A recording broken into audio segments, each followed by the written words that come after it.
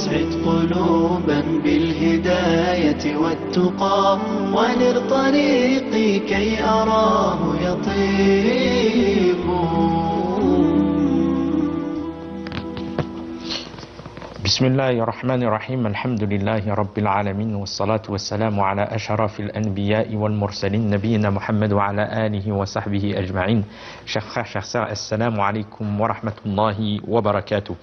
Et bienvenue à tous et à toutes dans la continuité de l'explication de ce noble hadith عن عبد الله بن عمر بن الخطاب رضي الله عنه قال سمعت رسول الله صلى الله عليه وسلم يقول بني الإسلام على خمس: شهادة أن لا إله إلا الله وأن محمدا رسول الله وإقام الصلاة وإيتاء الزكاة والحج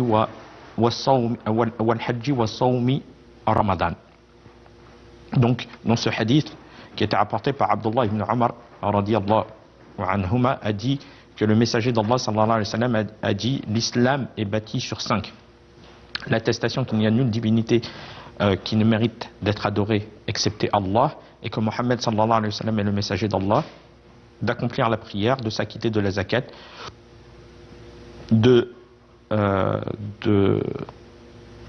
d'accomplir le pèlerinage et de jeûner le mois de Ramadan. Ce hadith a été authentifié par l'imam al-Bukhari et l'imam Muslim. Donc ce sont les piliers, comme nous avons vu au dernier cours, ce sont les piliers fondamentaux de cet islam. L'islam repose sur ces 5 piliers-là, mais cela ne veut pas dire que l'islam est restreint à cela. Non, l'islam, il a un sens plus général. Toute obligation, tout acte surérogatoire, toute obéissance à Allah subhanahu wa ta'ala, tout délaissement d'interdit entre dans la définition de l'islam et entre dans ce qui est voulu par le terme islam. Comme le prophète alayhi salatu wa salam a dit: al-muslimu man salima al-muslimun min lisanihi wa yadihi. Les musulmans sont celui dont les musulmans sont à l'abri de sa langue et de sa main. Le musulman, il nuit pas. Et ça fait partie de l'islam.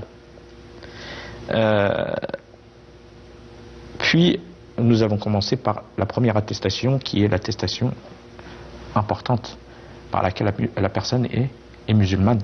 Et cette personne-là, elle doit attester, ashhadu, elle atteste, elle témoigne. Elle témoigne par sa langue de ce qu'elle croit, qu'elle a la ferme croyance de son cœur avec certitude qu'il n'y a nulle divinité qui ne mérite d'être adorée excepté Allah subhanahu wa ta'ala. Bien évidemment, il y en a qui vont dire qu'il y a d'autres divinités, comme ils ont été cités dans le Coran. Mais ces divinités, elles sont fausses. Elles ne méritent pas d'être adorées. Et la personne doit les réfuter et ne doit pas croire en ces divinités. Elle doit mécroire en cela. Comme Allah subhanahu wa ta'ala a dit dans son noble livre: ذلك بأن الله هو الحق وأن ما يدعون من دونه هو الباطل وأن الله هو العلي الكبير. C'est ainsi qu'Allah est lui le vrai, subhanahu wa ta'ala. C'est lui la seule et véridique divinité qui mérite l'adoration. Alors que ceux qu'ils invoquent en dehors de lui, comme autre divinité, Allah a dit: alors que ceux qu'ils invoquent en dehors de lui est le faux. Donc ils sont considérés comme des fausses divinités. Donc la personne, elle se doit de croire que ces divinités sont de fausses divinités. Ces divinités sont de fausses divinités. C'est Allah qui est le sublime, le grand. C'est lui seul qui mérite l'adoration. Donc, la vraie croyance, c'est la personne, elle doit croire avoir la croyance du cœur et la certitude du cœur, la prononciation de la langue, de cela, à part le muet qui n'a pas la capacité de pouvoir prononcer, eh bien lui, il est suffisant qu'il ait la certitude et la ferme certitude et conviction qu'Allah subhanahu wa ta'ala, c'est lui seul qui mérite l'adoration. Puis le fait d'œuvrer, la prononcer par la langue et œuvrer par les actes. يعني قول باللسان واعتقاد بالقلب وعمل بالجوارح يزيد بالطاعة وينقص بالمعصية. هذا c'est la définition de la foi réelle de la personne. Comme Allah subhanahu wa ta'ala le dit, wal asr, Allah il a juré par le temps, innal insana lafi khusr, que l'homme est certes en perdition, illa alladhina amanu, sauf ceux qui ont cru. Ils ont cru seulement? Non. Illa alladhina amanu wa aminu salihat. Et ils ont accompli des bonnes œuvres. Donc c'est comme ça que le musulman doit agir. Il doit prononcer par la langue ce que le cœur contient comme conviction et croyance ferme, avec certitude, et il doit œuvrer avec les membres. Et de plus aussi, ce n'est pas suffisant le fait de croire que Allah c'est le seul qui mérite l'adoration, mais le fait de croire que tout ce qui est adoré en dehors d'Allah, ce sont des fausses divinités. La personne doit avoir croyance en cela. Et la ilah, la négation. Il n'y a de divinité digne d'adoration, et le rejet et l'annulation d'autres qu'Allah, des fausses divinités qui sont adorées en dehors d'Allah. Et l'affirmation, si ce n'est Allah, c'est la confirmation de l'adoration d'Allah. C'est lui seul qui mérite d'être adoré. Donc, les deux doivent être réunis. L'affirmation et la négation. L'un ne va pas sans l'autre. Les deux doivent être réunis. Tu dois croire que Allah c'est lui seul qui mérite l'adoration, l'unique, subhanahu wa ta'ala, et tu dois croire que tout ce qui est adoré en dehors d'Allah, ce sont des fausses divinités, et que c'est Allah seul, subhanahu wa ta'ala, qui mérite l'adoration. Donc nier tout ce qui est adoré en dehors d'Allah et affirmer l'adoration à Allah seul, unique. Et ça c'est important, car les personnes qui adorent qu'Allah subhanahu wa ta'ala seul, unique, mais ne croient pas en la fausseté de ceux qui adoraient en dehors d'Allah, eh bien ça c'est grave. Cela est grave. Et peut-être que la personne elle contredit par cela son islam. Une personne qui dit je sais que Allah subhanahu wa ta'ala c'est le seul unique qui mérite l'adoration, puis elles ne rend pas faux le fait par exemple d'invoquer autre qu'Allah, ou de sacrifier pour autre qu'Allah, eh bien cela est grave. Et si la personne elle-même a fait cela, elle accomplit cela d'elle-même, elle dit la ilaha illallah, nulle divinité ne mérite d'être adorée excepté Allah, puis quand il lui vient une difficulté ou même dans l'aisance, elle va voir quelqu'un par exemple dans sa tombe, ou une personne qu'on dit une personne sainte, et elle adore, elle lui demande, elle invoque, eh bien cette chose-là elle annule la parole la ilaha illallah, que nulle divinité ne mérite d'être adorée excepté Allah, et cela est du polythéisme majeur. Et si la personne meurt sur cela, c'est le seul péché qui n'est pas pardonné d'Allah.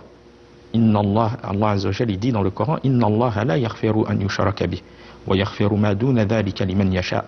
Allah subhanahu wa ta'ala, il dit qu'Allah ne pardonne pas qu'on lui donne quelconque associé. C'est le seul péché qu'Allah ne pardonne pas. Et il pardonne en dehors de cela à qui il veut. Et Allah Azza wa Jalla, et de même les personnes qui disent que tout le monde peut croire en ceux qu'il en ce qu'il souhaite. Tout le monde peut croire en ce qu'il souhaite. Eh bien, cela est faux. Allah Azza wa Jalla dit وَمَنْ يَبْتَغِ غَيْرَ الْإِسْلَامِ دِينًا فَلَنْ يُقْبَلَ مِنْهُ وَهُوَ فِي الْآخِرَةِ مِنَ الْخَاسِرِينَ. Celui qui agrée une autre religion que l'islam avec lequel Allah il a légiféré cet islam au prophète Mohammed sallallahu alayhi wa sallam, il ne sera pas accepté de lui. Il ne sera pas accepté de lui.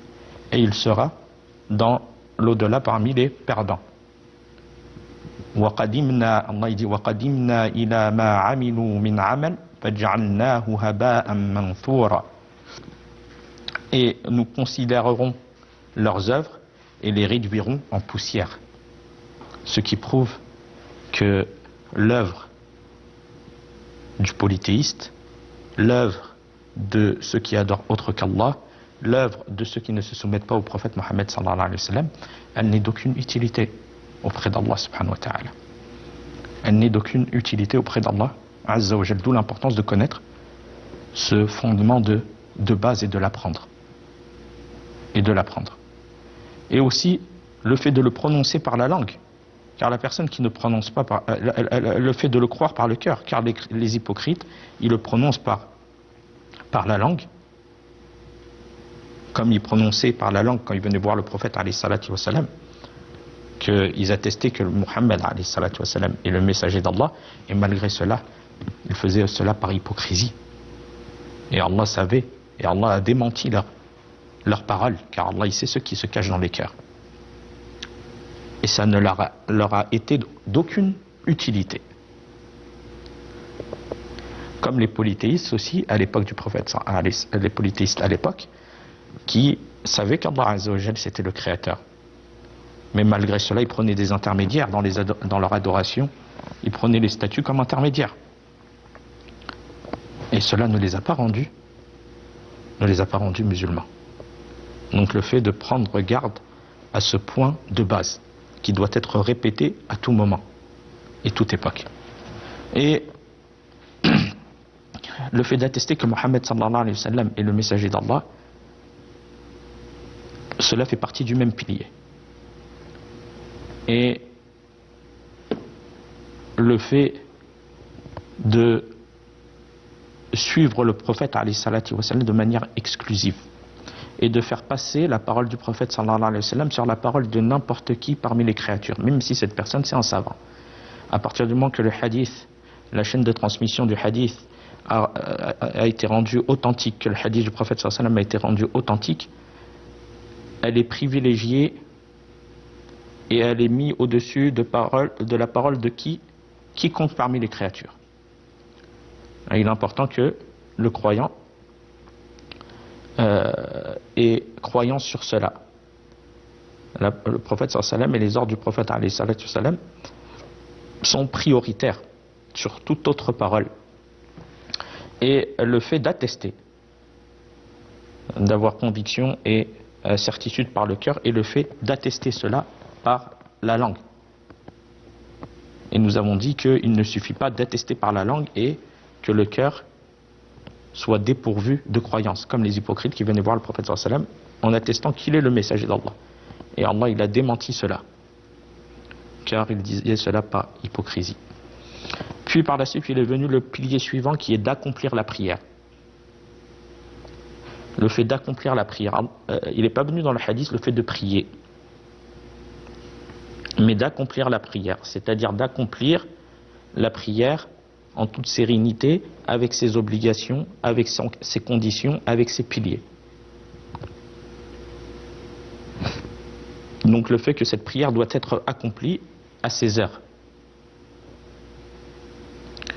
Et la personne, elle craint du fait de ne pas prier, ou de prier d'une manière rapide, que la chose la plus rapide dans sa vie, c'est la prière. La chose par laquelle elle souhaite se débarrasser le plus rapidement, c'est la prière. Et la personne a craint sur cela. Le fait de donner le temps à sa prière et de prier à des temps déterminés et de ne pas faire sortir la prière de son heure sans aucune excuse valable. Comme excuse valable, l'oubli. La personne, elle a oublié. Donc elle prie quand elle se rappelle. Le sommeil.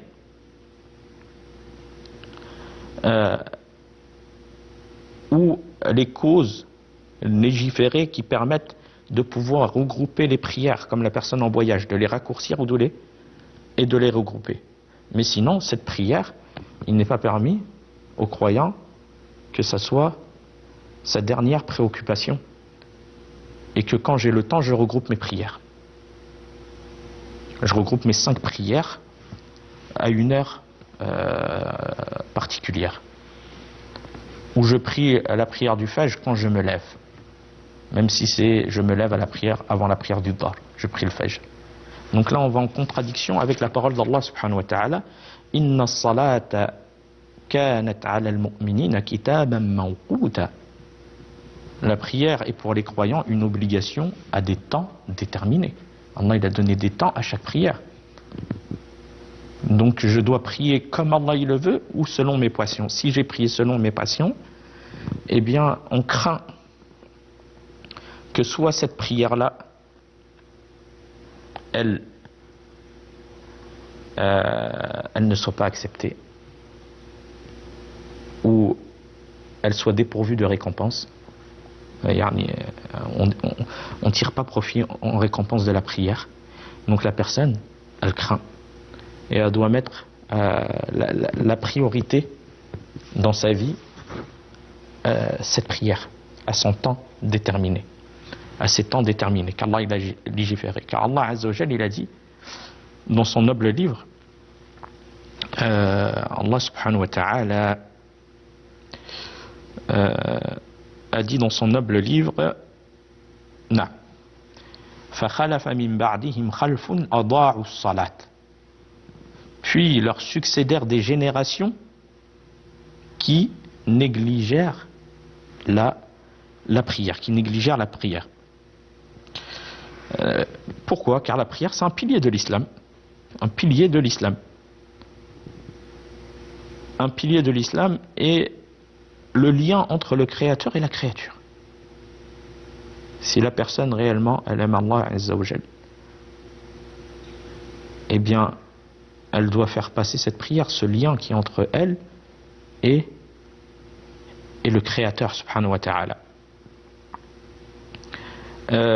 Et pour la majorité des exégètes du Coran, cette négligence concerne le non-respect des temps d'accomplissement de la prière.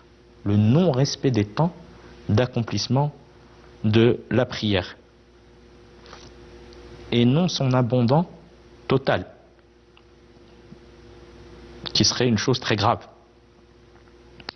Et il a été dit qu'elle concerne la communauté du prophète alayhi salatu wa salam à la fin des temps, lorsque les pieux qui la composent auront disparu. Non. Donc le fait de prendre garde à être parmi ceux qui négligèrent, qui sont concernés par le verset suivant. Et le fait de faire sortir les prières de leurs heures. Et Allah Azza wa Jal il dit فَوَيْلٌ لِلْمُصَلِّينَ الَّذِينَ هُمْ عَنْ صَلَاتِهِمْ سَاهُونَ. Malheur donc à ceux qui prient tout en négligeant et retardant leur prière.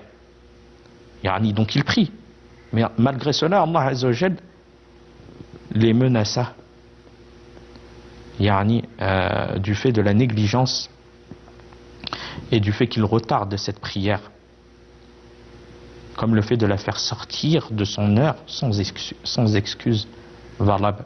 Qu'Allah nous pardonne et nous fasse miséricorde. Donc la personne elle craint, et le fait de respecter les horaires de la prière et de réunir les conditions d'acceptation aussi de cette prière, et le fait de l'accomplir avec concentration afin de tirer profit et plaisir et aide.